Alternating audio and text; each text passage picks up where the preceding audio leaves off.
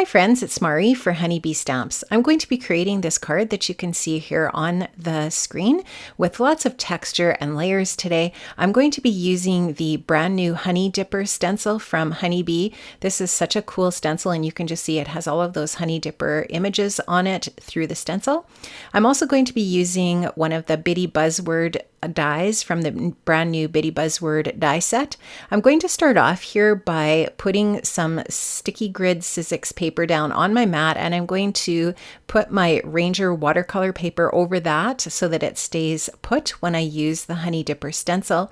I'm going to tape my stencil down to my mat as well, and you'll just see me doing that quickly here. And I'm just trying to keep everything nice and straight with my grid lines on my grid mat here, because this is a fairly linear design. In a way, I didn't want to get this on here in any way other than straight. So now you can just see I've taken my Nuvo spatula and I'm going to run some texture paste through the stencil. I'm trying to create a pattern that's sort of like a half circle over on the left side of my paper, leaving some complete white space over on the right side area. And I'm going to add some color to the area with the texture paste here once it's all dry. So I'm going to just go ahead and finish up this process. I will take the stencil and the spatula and wash them up right away so that that texture paste doesn't dry on the stencil for sure. The nice thing about the Nuvo spatula is it is silicone and it will be just really super easy to clean. But you can see the nice texture that that stencil leaves on the Ranger watercolor paper. And I am going to be using quite a bit of water and medium on here, so I wanted to just make sure that I used a watercolor paper, and it just makes life a little bit easier when your paper can take some water in that way. Now I am going to just put a little bit of water with my distress spritzer on to the area with the stenciling. And here you can just see I'm taking some distress oxide fossilized amber and I'm adding that color to the panel. I'll continue to add some water onto the panel as well.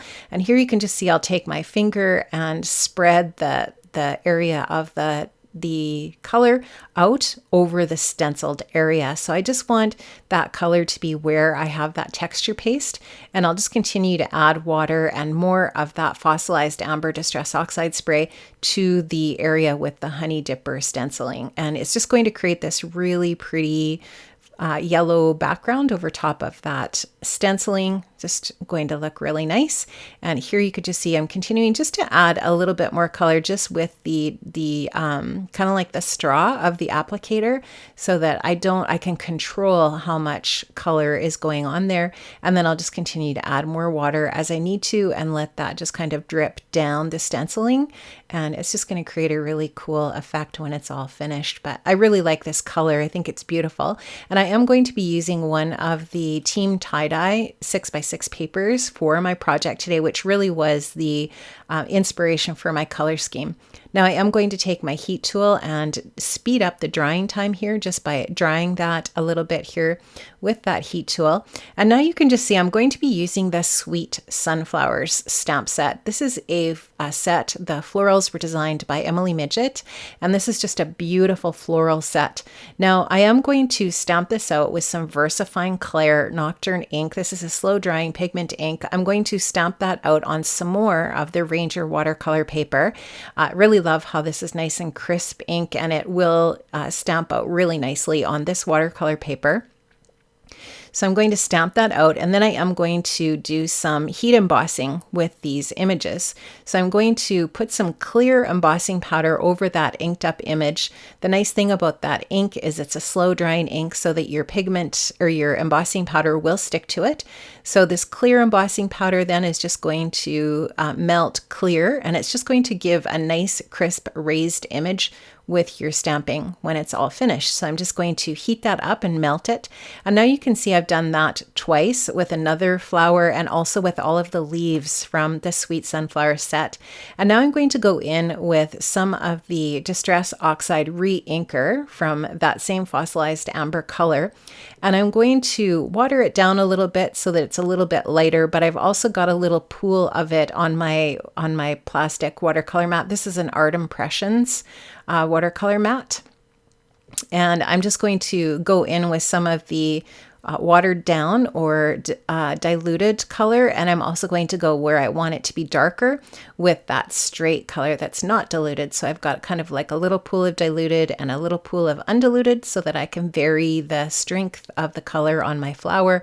And the great thing about that heat embossing is it's created these little lines or wells so that it controls where the water can go, which is a super easy way to do some watercoloring. And I'm kind of trying to create a darker color at the base of the leaves towards the center of the flower, and then go a little bit lighter on the outside edges. And I will go in with paper towel and pick up some of the pigment as I go through to just dab it up and lighten it up a little bit, and just trying to control the color in that way. And just continue to add layers. I'll dry it, I'll add more layers and so on. And this is just really fun and relaxing. I love doing this. I think it's just a really fun way to add pigment. And definitely your Distress Oxide inks or your Distress inks, your re-inkers or your pads, you can definitely stamp down with your ink pad if you don't have the re-inkers or the spray.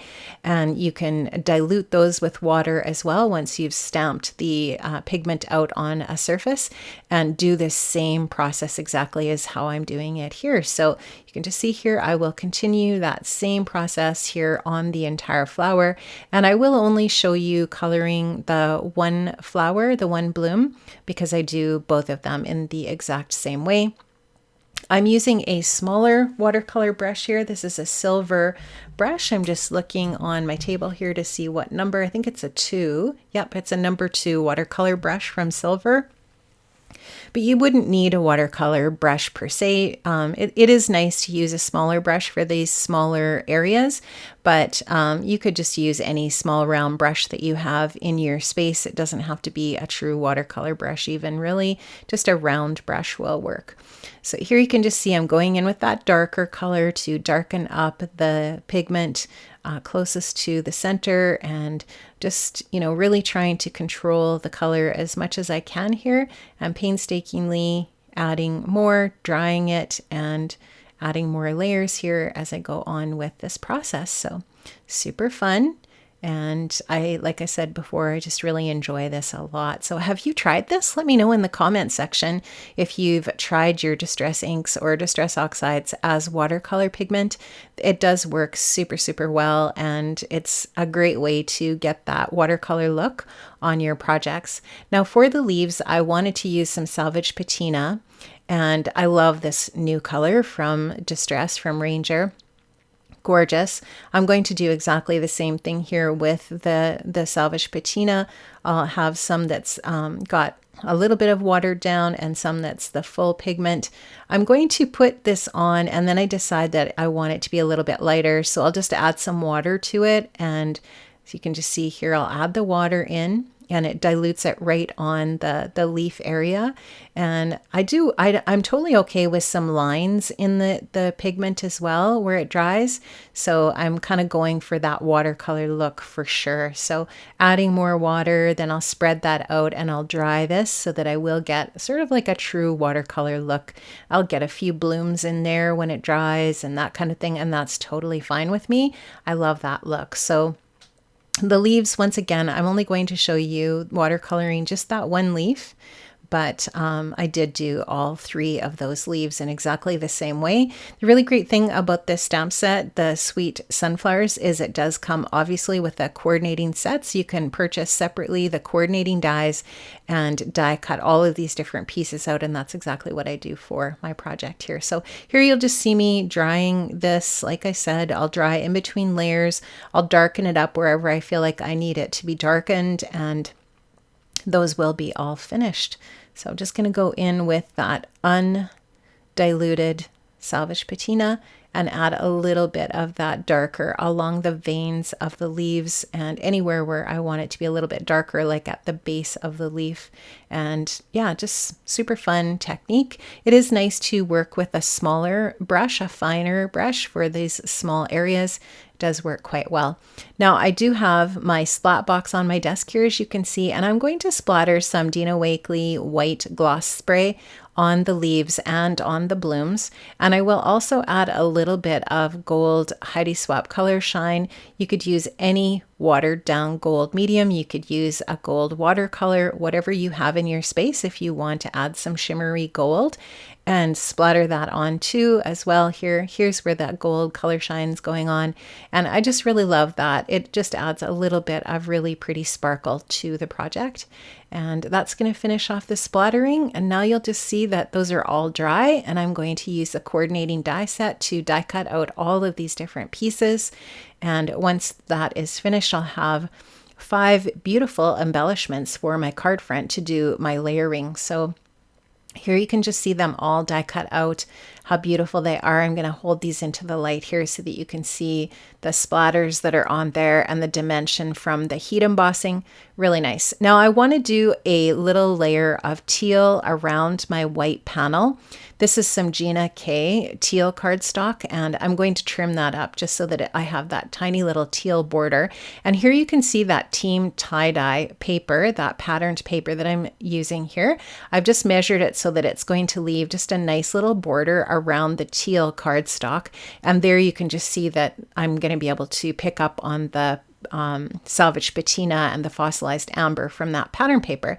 Now I'm going to back my very top panel here with the texture paste on it with some foam adhesive, and that'll be the only piece on the front here so far that has dimensions. So the pattern paper and the teal cardstock are just flat on the card, and then this layer here is going to be popped up with that foam. So it's just going to give that focal area a nice little bit of dimension and pop. Now I'm going to just fuss around here with my 5 different embellishment pieces here. I am only going to put dimensional adhesive on that top sunflower. The other pieces are all going to be flat to the card front and adhered down with some liquid adhesive. But that top sunflower, I am going to pop up on some foam adhesive here just to give it a little more dimension. And I love how that looks. And the layers on this front card front are really pretty with the texture paste and the dimension in the florals with the heat embossing and the splattering, and now a little bit of dimension on that one floral. Now this is the Bitty Buzzword Thanks. Love these Bitty Buzzwords. They're so good. And all of the sentiments that are in here are just like the best sentiments for all kinds of different cards. Love it. And so I've cut that from some teal cardstock and some white. So the back layer is the white cardstock, obviously, and the thanks is in the teal. That's the same teal cardstock I used for my mat on my card. And here I'm just kind of showing you different areas where the sentiment could go. It would have looked fine there. Totally good there. All these different areas are possibilities for where the sentiment could go for sure. I decided to put it more over to the right, but it would have looked good in either of those other 2 areas as well. Now I'm going to add a little bit of the honeybee liquid adhesive to the back of that scripty word thanks, and I will adhere that to the backing of for the sentiment. And of course I am going to pop this up on a little bit of foam adhesive as well so that it does have some dimension also, and I will put that into the place that I want it on the front of my card here. So like working with my tweezers with this sort of a thing so that when I go to place this onto my card front, I do have a little bit more precision placement with that with those tweezers. So there you can see where I decided on the sentiment. And now I'm going to take the Farm Fresh Holiday Gem stickers. These have some really nice gold tones, and I did want to use some of these gold gem stickers. I love the gem stickers because they do look like little gems. They've got the facets on them that make them really super sparkly, and they have the sticky on them already, so they're super easy to adhere. Just going to use my craft pick to take those off of the paper. And I thought at first that I was just going to put 3 on here, and I did like it with just 3, but I felt like it needed a little bit more, so I am going to add 2 more, 1 to each of those upper areas, and then we'll end up with 5 gem stickers in total. I think I thought maybe I might use a white one. I tried that, but I didn't like it. I didn't think that it showed up as much as it needed to on the fossilized amber. And so here you can just see I'm going to use more of those gold and just work on where I want to place those on the card. I'll fuss with that a little bit, move the placement around so that they kind of look a little bit more, hopefully, natural. And I love that. I love that little bit of extra sparkle and shine and bling with those gems. So really love how this card looks. Now I wanted to show you one more thing here. Honeybee Stamps in their shop sells these little envelopes, the plastic envelopes where you can store your cards. And I feel like we're always looking for these, right? Well, Honeybee has those in the shop. And not only do they have them in the A2 size and the 5x7 card size, they also have the slimline size. I saw somewhere someone was looking for these the other day, and I just forgot where it was that I saw that thread. But I just wanted to show you that you can purchase these in the Honeybee shop. And I feel like the slimline ones might be a little bit difficult to find. So I just wanted to let you know that those are available. My card here is more of a 5x7 size than it is an A2 size. It's a little bit larger. It fits nicely into the 5x7 plastic sleeve. Love that. And now this is going to go into my card storage. I do have a storage box in my space where I have all of my cards categorized into what type of card they are. And I like to keep them in these sleeves to protect them, just because there's always lots of little bits on the card fronts and that sort of thing that would get caught on other cards if they're not protected properly. So I do really like to store them in these pockets so that if I give them as gifts or just to protect them until I use them. So love that. And I also just wanted to show you this slimline. Now I have linked up to these sleeves in the description box below, as well as all of the other products I've used today. I hope you enjoyed my process. I really enjoyed sharing this with you today. I hope that you stay well. I hope you have an amazing day, and I hope to see you next Friday for another project. Bye-bye.